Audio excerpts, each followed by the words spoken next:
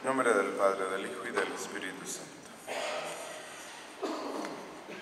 Muy bien, pues un par de avisos antes de decir unas palabras. Les vamos a pedir que así mantengan las puertas abiertas, porque ya para las 12 pues es bastante caliente la iglesia.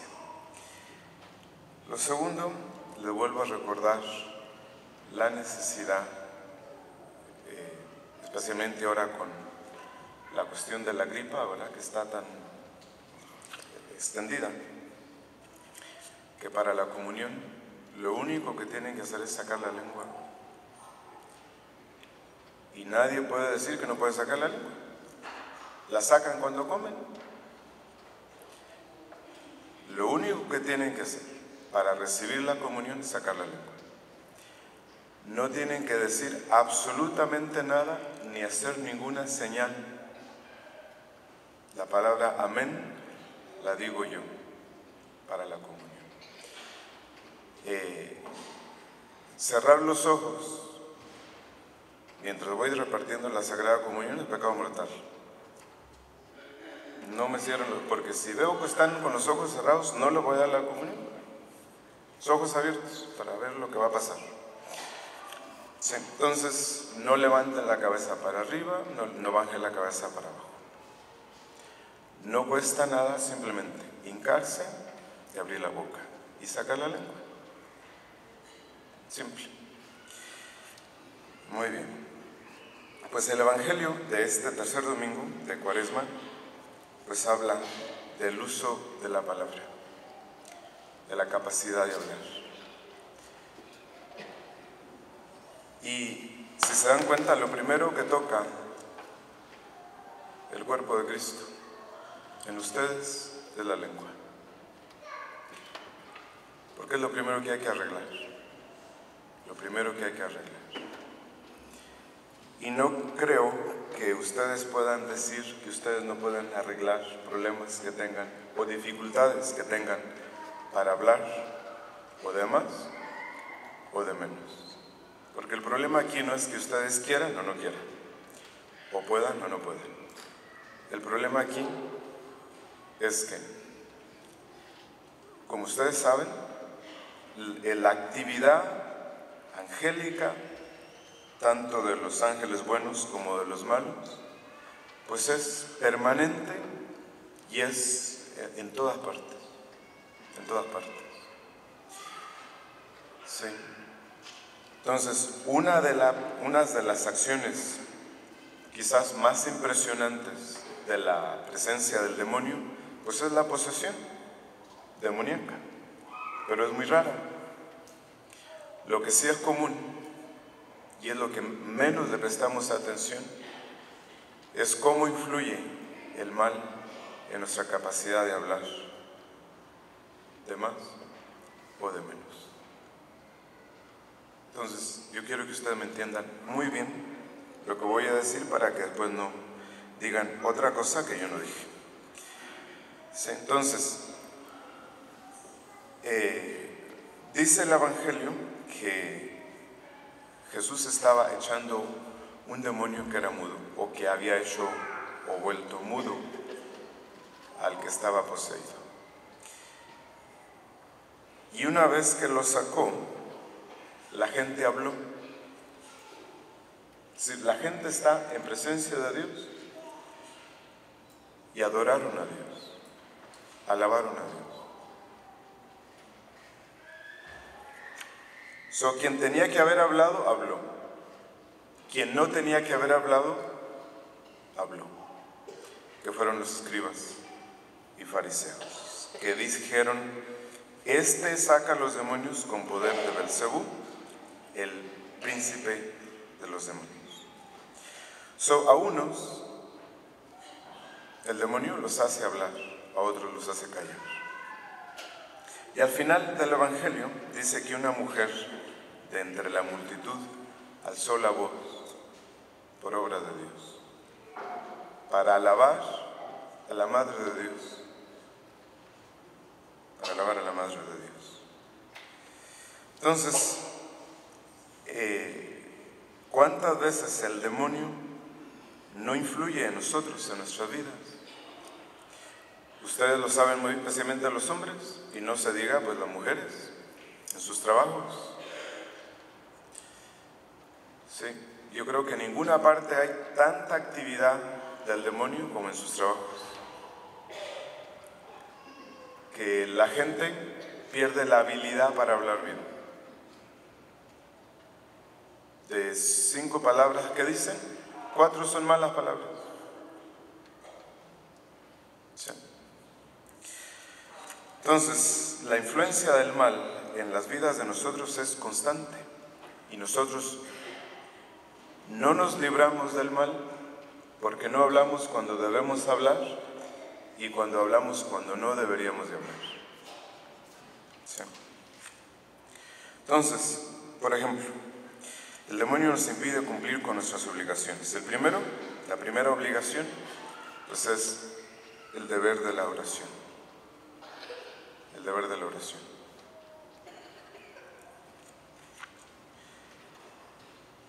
Ahí tenemos el caso de gente que viene a misa ahora y se sienta en la banca como si estuviera en la playa. Vienen vestidos como si fueran a la playa y así se sientan, ¿verdad? A ver qué hacen los demás.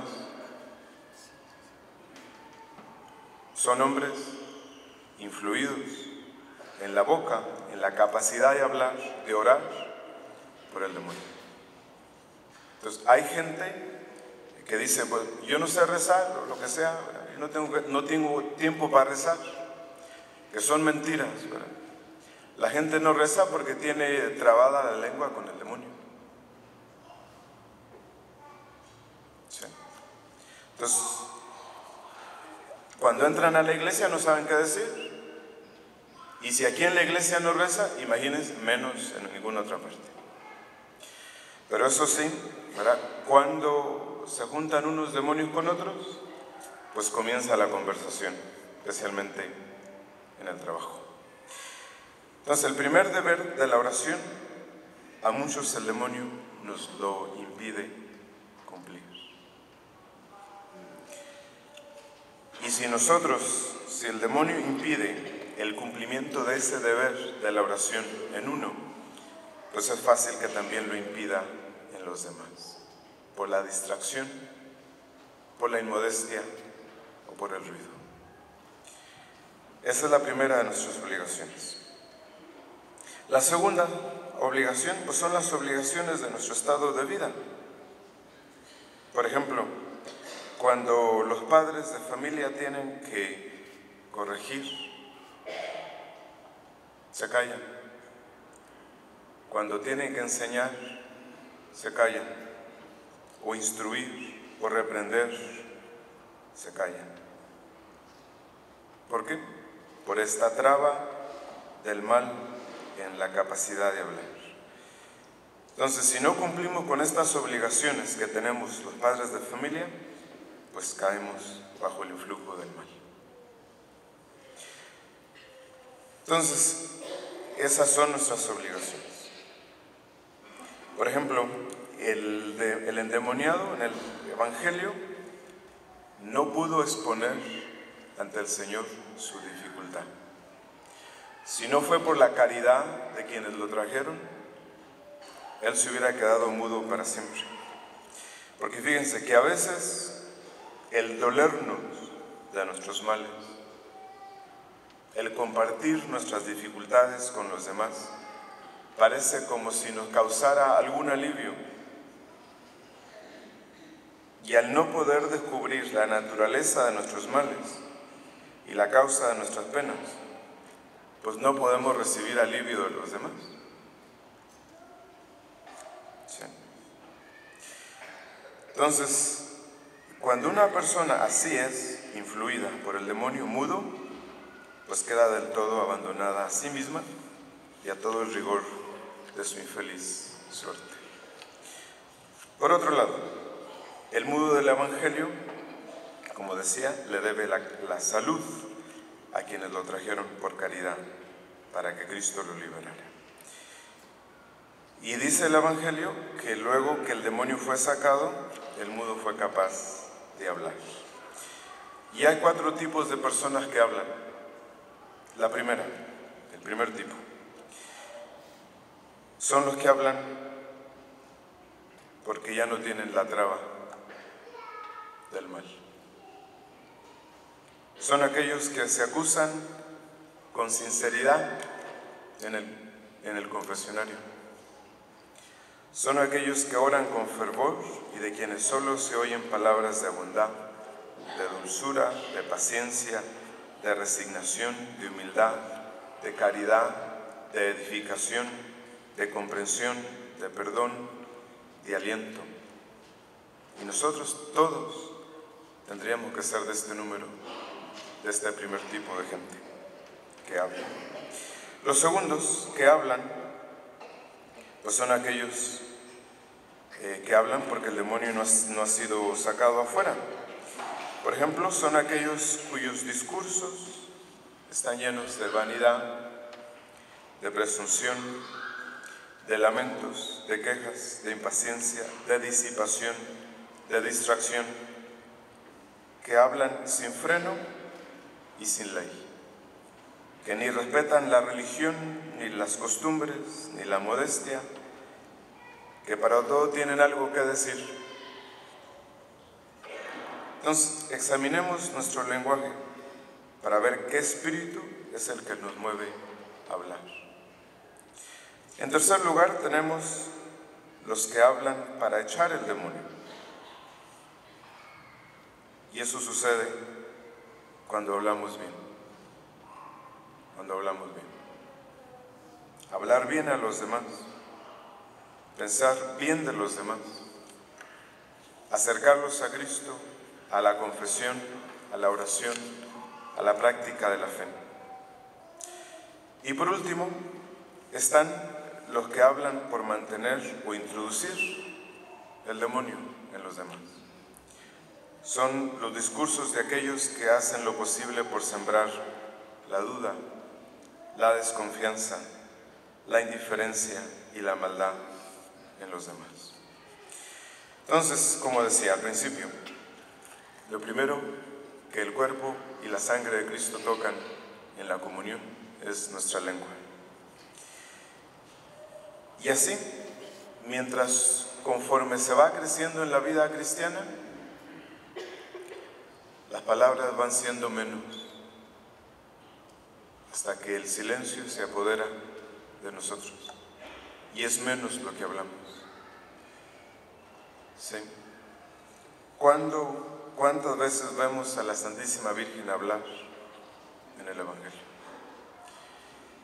¿O cuántas veces vimos a la Sagrada Familia hablar entre ellos?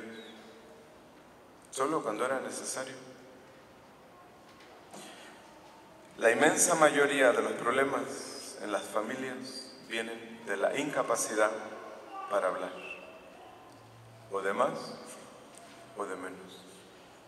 Y por eso decía San Beda el Venerable en el siglo VII, si no vas a decir una palabra que edifique, mejor no digas nada.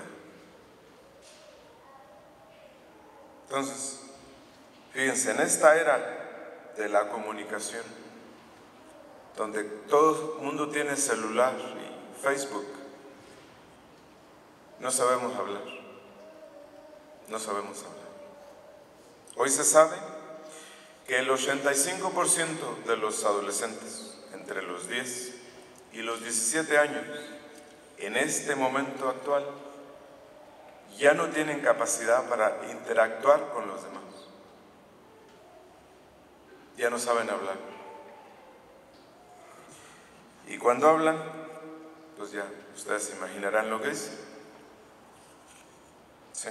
Entonces, pidámosle a Dios la gracia de ir gobernando la capacidad para pensar bien y para hablar bien, para hacer posible que la palabra nuestra venga de lo que vivimos en el interior, de lo que vivimos en el interior.